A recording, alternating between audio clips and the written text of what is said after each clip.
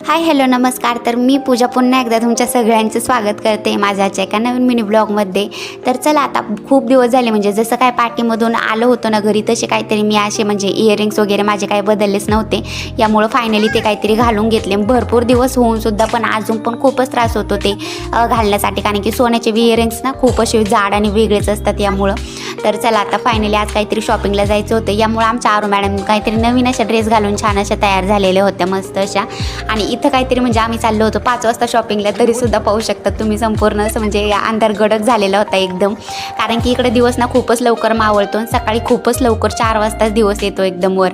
तर इथं काहीतरी फायनली मॉलमध्ये पोहोचलो आणि शॉपिंग म्हणजे काय एवढी जास्त करायची नव्हती, थोडी फारच करायची होती. भेटलं तर ते पण काहीतरी डोक्यात विचार होता, तर काही वस्तू भेटल्या तर घ्यायच्या, नाही तर मग काहीतरी तसंच येता येईल. तर चलो आता म्हणजे मॉलमध्ये आलो म्हटल्यावर आरूची मस्ती काय थांबणार नाही, तिचं सारखं इकडून तिकडून चालूच होतं पळायचं काम.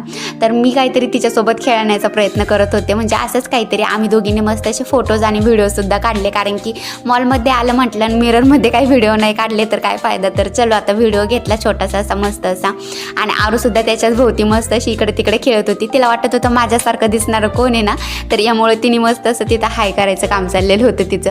तर थोडीफार काहीतरी शॉपिंग केली, म्हणजे एवढी काही नाही, आरूसाठीच केली फक्त शॉपिंग. आणि इथले काही म्हणजे अशा फ्रॉक वगैरे पाहिल्या ना मी, तर माझं मन खूपच जास्त प्रसन्न झालं. ते एकदम असं वाटत होतं घेऊन टाकूया एकदम फ्रॉकी. पण आमच्या मॅडमला काही फ्रॉक घालायला बिलकुल आवडत नाही, यामुळं मी ते स्किप केलं. आणि फायनली घरी आलो, कुठंतरी मस्त असं ड्रेस वगैरे चेंज केला आणि आता कुठंतरी बरं वाटत होतं. कारण की जरी पण पाऊस पडला ना तरी पण खूपच जास्त गरम होतं इकडं. आणि आरू मॅडम पण छान अशा मस्त असं कुरकुरं खाण्याचं काम चाललं होतं त्यांचं स्वतःच्याच हाताने, आणि इथं फौजींचं चाललं होतं टी व्ही लावण्याचं काम. तर चला आता आजचा ब्लॉग असाच होता, कसा वाटला ना सांगा कमेंटमध्ये, आणि चॅनलला सबस्क्राईब करायला विसरू नका. तोपर्यंत बाय बाय, सी यू.